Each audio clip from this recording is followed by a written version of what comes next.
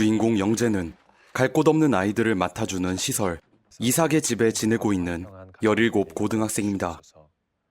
그는 눈치 빠른 성격을 바탕으로 주위 어른들에게 아부를 떨며 어떻게든 하루하루를 생존해 가고 있는데요. 제가 신부님이랑 수녀님들 카드 한 장씩 썼어요. 항상 저희 챙겨주셔서 감사하다고. 아 이거 얘가 보좌 신부님 같은 신부님 되는 게 꿈이래요. 신부님 잘 좀 부탁드려요. 아유 주님 감사합니다. 예? 어린애가 마음이 참 곱네요. 그러면 신부님이 너가 열심히 하면 주임 신부님한테 말씀드려서 추천서 받게 도와줄게. 감사합니다. 이삭의 집의 부모님들은 겉으로는 착한 척을 하고 있지만 시설 아이들에게 은근히 눈치를 주는 사람들이었고 영재를 비롯한 아이들은 그 묘한 시선을 분명히 느끼고 있었습니다. 매일 눈칫밥을 먹으면서 영재는 어른들의 마음에 들기 위해 신부가 되겠다는 꿈을 공공연히 말하고 다닙니다. 상관없어요. 담당 신부님과 이삭의 집의 원장 부부는 신부가 되겠다는 그의 꿈을 아주 마음에 들어하며 다른 애들에 비해 좀 더 편애하는 모습을 보여주죠. 하지만 그는 신부가 되겠다는 목표와는 별개로 이 험한 세상을 살아남으려면 많은 돈을 벌어야 한다는 생각을 갖고 있었습니다. 다른 사람들의 눈을 피해 영재는 매일 아침 일찍 일어나 시설의 창고로 향합니다. 그리고 창고 안에 쌓여있는 기부품 중 비싼 신발들을 골라 자기 가방에 쑤셔 넣죠. 진짜 10이 안 되냐? 아, 10은 너무 거저지. 아이 새끼 존나 깐깐하게 보네. 야 한두 번 사는 것도 아니고. 아무튼 보면 이 새끼 존나 걸어다니는 동대문이야. 어떻게 할 거야? 나이키 루나 12에 살 사람. 알았어. 오케이 12콜. 오케이. 이렇게 학교에서 신발을 파는 걸로 모자라 인터넷에도 판매글을 올려 시설의 기부품으로 돈을 버는 영재. 겉으로는 어른들에게 싹싹한 척하지만 그는 절대로 사람들을 믿지 않았고 오로지 자신의 생존밖엔 관심을 두지 않았습니다.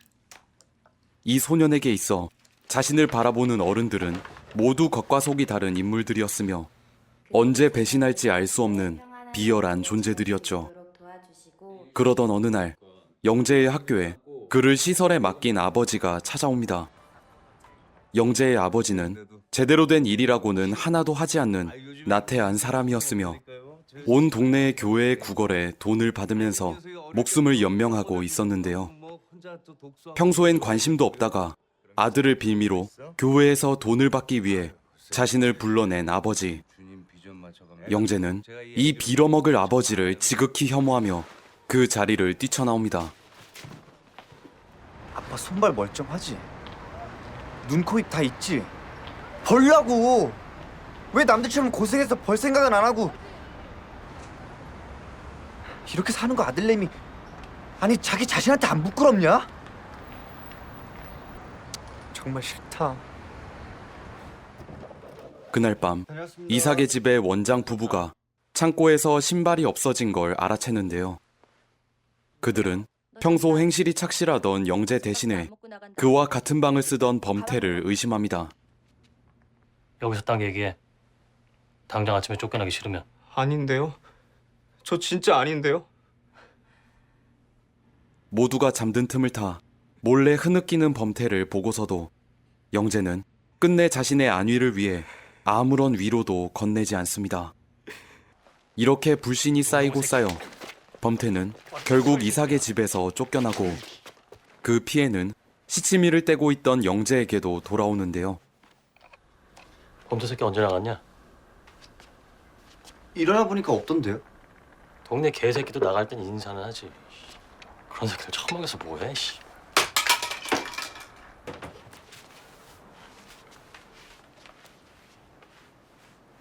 너 오늘 마치고 집에 갔다 와.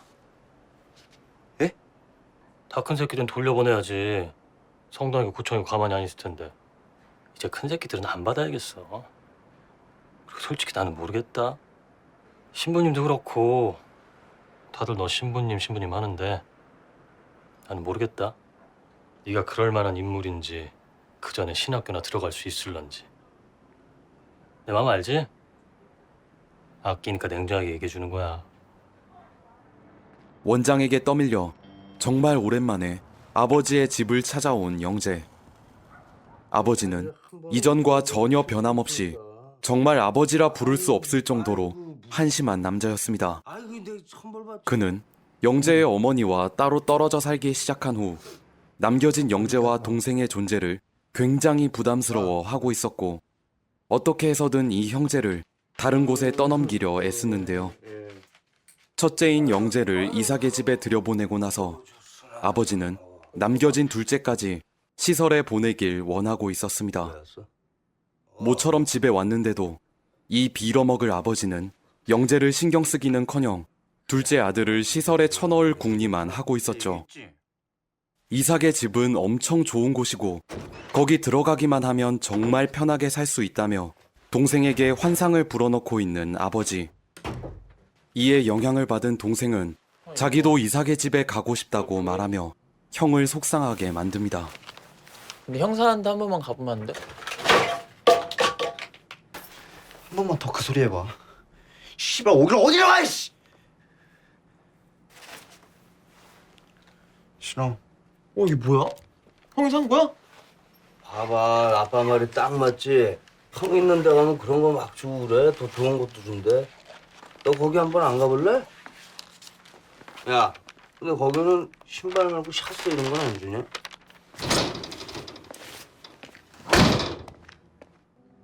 한편 가족과 떨어져 살고 있는 어머니의 생각 역시 크게 다르진 않았는데요.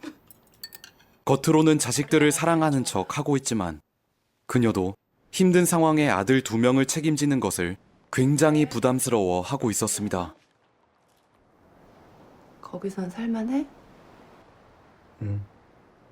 훨씬. 그래서 말인데 민재도 데려가서 같이 살면 안 되나? 내가 여기 언제까지 있을지도 모르고 또 민재가 자꾸 마음에 걸려서. 맞아, 진짜 못났다. 왜 어른들이 돼서 책임들을 안 질라 그래 다들? 우리 둘 다 들어가면 엄마 아빠 금방 좋다고 갈라질 거 아니야. 그럼 우리 어디로 돌아가?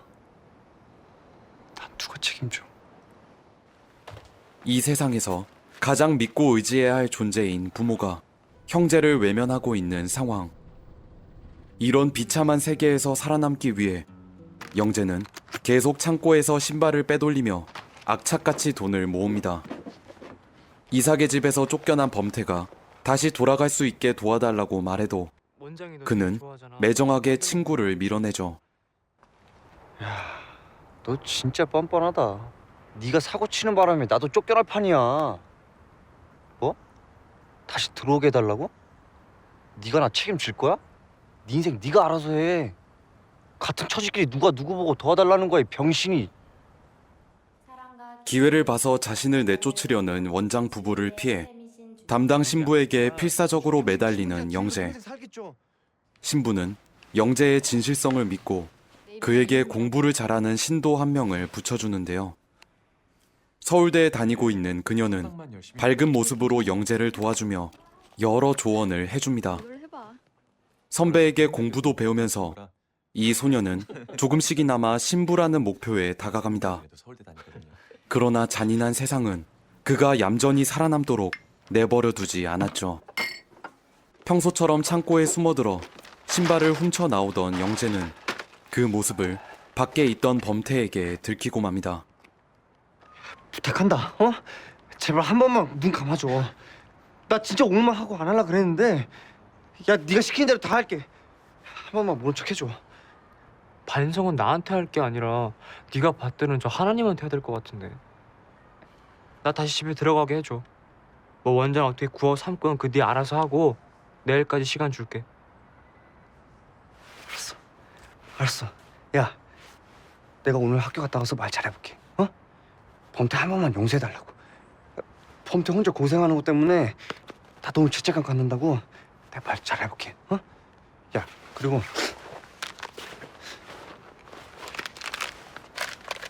저녁 때까지 기다리는 동안 PC방이라도 가 있어. 어? 이 새끼 이 순간에도 입은 살았네. 넌 뭐하든 밥은 먹고 살겠다 여우 새끼야. 일단 위기는 넘겼지만 범태를 돌아오게 해달라고 부탁했다간 자신의 이미지가 박살날 게 뻔하다는 걸 영재는 누구보다 잘 알고 있었습니다. 그는 어떻게든 범태의 꼬투리를 잡기 위해 조용히 그 뒤를 밟는데요. 치밀한 미행 끝에 영재는 범태가 주차된 차문을 따고 범죄를 저지르려는 모습을 포착합니다. 경찰서장. 어떤 학생이 애들 시켜서 차 따고 있거든요. 예. 저희 집 차는 아니고 주차장인데 빨리 와주세요. 신고를 받고 출동한 경찰은 범태를 끌고 가고 이제 영재는 한시름 덜게 됐습니다. 이삭의 집에 남아있기 위해서라면 어떤 일이라도 저지를 각오가 되어 있던 영재. 신부님에게 아부를 떨고 조금만 눈칫밥을 먹으며 이 집에서 버티면 신학교에 들어가 떳떳한 삶을 살 수 있을 테니까요. 하지만 그의 계획을 전부 망쳐놓을 존재가 한밤중 이삭의 집에 들이닥칩니다. 아버지 오셨어. 에? 어쨌든 나와봐. 에이씨, 이번에 무슨 일이야 이게. 씨. 아, 큰아들, 우리 큰아들 일어났네, 큰아들. 이 시간에 오셔서 이러시면 어떡합니까? 죄송해요. 제가 빨리 택시로 모시다 드리고 올게요. 잠깐만. 뭐 하실 말씀 있어서 오신 거 아니에요? 원장님, 제가 진짜 원장님한테는 나 진짜 너무하게 참았습니다. 형이라고 불러도 됩니까? 아빠, 제발. 내 뭐 호칭이야 편하게 하셔도 상관없는데. 제가 이 다리만 성하면은 내 이 새끼들이 이거 다 먹여 살리고 그럴 수 있는 건데 내가 정말 죄송한 얘기인데 우리 둘째 좀 여기 맡기면 안 되겠습니까? 둘째. 뭐 나와봐. 왜 이래? 내 형한테 할 얘기가 있어서 그래. 가자. 너 잠깐만. 아씨, 야 큰아들, 너 이거 좀 나와줘! 야 진짜! 생전 뭐 하나 도움을 준 적 없으면서 마지막까지 아들의 발목을 잡으려는 아버지. 이후 아버지는 계속 이삭의 집에 찾아와 동생을 맡아달라며 떼를 써대는데요. 너도 이쪽으로 좀 앉아. 한 번이라도 제대로 숨을 쉬고 싶어하는 영재의 호흡을 틀어막으려는 듯 세상은 더욱더 가혹하게 다가옵니다. 주위에 있는 건 틈만 나면 자신을 끌어내리고 싶어하는 어른들뿐. 힘들어. 과연 영재는 이 갑갑한 세상 속에서 살아남을 수 있을까요? 그 쟤처럼 좀 실없게 말고 이 녀석은 이제 아주 공부 정통으로 해가지고 아무래도 여기가 훨씬 도움이 되지 않겠어요? 요한아, 너 뭐 하는 거야? 그거 안 내려놔? 근데 제발 저 사람 좀 내보내주세요. 안 그럼 저 진짜... 저 어렸을 때부터 저게 지 말 안 들어주고 그러면 아주 가위 지 모가지다 갖다 대면 이 영화 거인은 세상에서 소외된 사람들의 일상, 그 단면을 보여주는 작품입니다. 주인공 영재는 무책임한 아버지에 의해 시설에 맡겨져 매일매일 살얼음판 같은 삶을 버텨야만 했는데요. 이런 불안한 일상을 살면서 그는 겉과 속이 다른 성격을 갖게 되었고 남을 짓밟아서라도 자신의 안위를 챙기겠다는 이기적인 태도를 취하기 시작합니다. 이 17 고등학생이 살아남기엔 세상은 너무나 잔혹했습니다. 계속 자신을 외면하려는 부모와 아니꼽게 눈치를 주는 원장 부부, 그리고 자신과 마찬가지로 이기적인 또래 친구들까지 누구 하나 그를 편하게 놔두는 이가 없었습니다. 하루하루 절망을 먹으면서 마침내 거인으로 자란 영재의 모습은 이 아이가 이렇게 되도록 방치해둔 우리 어른들에게 쓰라린 반성을 하게 만들죠. 이 시대 아이들의 슬픈 현실, 그리고 끔찍한 어른들의 모습을 보여주는 영화 거인. 아이들의 모범이 되어야 할 우리 어른들에게 이 리얼한 영화를 강력 추천합니다. 지금까지 믿을 뻔이었습니다. 아빠, 이럴 거면 그냥 내 앞으로 보험 들어놓고 손가락을 자르던 우유에 독약을 타먹이던 그렇게 해. 어? 죽여줘. 그래도 너 엄마 미워 그러면 안 된다. 너. 세상에서 아빠보다 증오하는 사람 없어. 그러니까 걱정하지 마.